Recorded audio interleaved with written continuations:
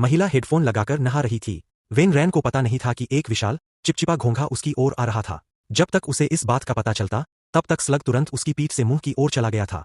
इससे भी अधिक भयावह बात यह है कि अद्भुत चूषण शक्ति वाले स्लग उसके मुंह में तेजी से घुसने लगे। एक बार यह शरीर में प्रवेश कर जाए तो यह व्यक्ति के समस्त व्यवहारों को नियंत्रित कर सकता है। सौभाग्य से जियाओमी ने अपनी पूरी कोशिश की और अंततः उसे बाहर निकाल लिया।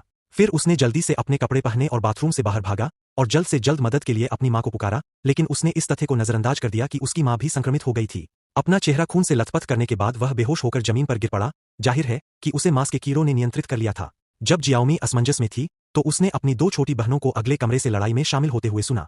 साहसी जियाओमी ने जल्दी से एक ताइहे सूत्र मूर्ति उठाई और बेडरूम का दरवाजा तोड़ दिया, लेकिन जब तक दरवाजा खोला गया तब तक बहुत देर हो चुकी थी। इस समय कीड़ों द्वारा परजीवीकृत दोनों बहनें अभी भी दर्द से संघर्ष कर रही थीं और अभी तक ठीक नहीं हुई थीं।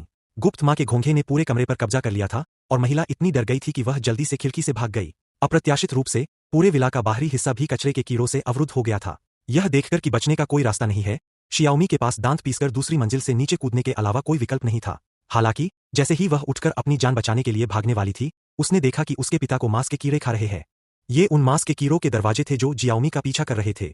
महिला ने अब और देर करने की हिम्मत नहीं की और कार में बैठ गई, लेकिन उसे याद आया कि अंदर चाबी ही नहीं है। जल्द ही उस घोंघे ने पूरी कार को निगल लिया।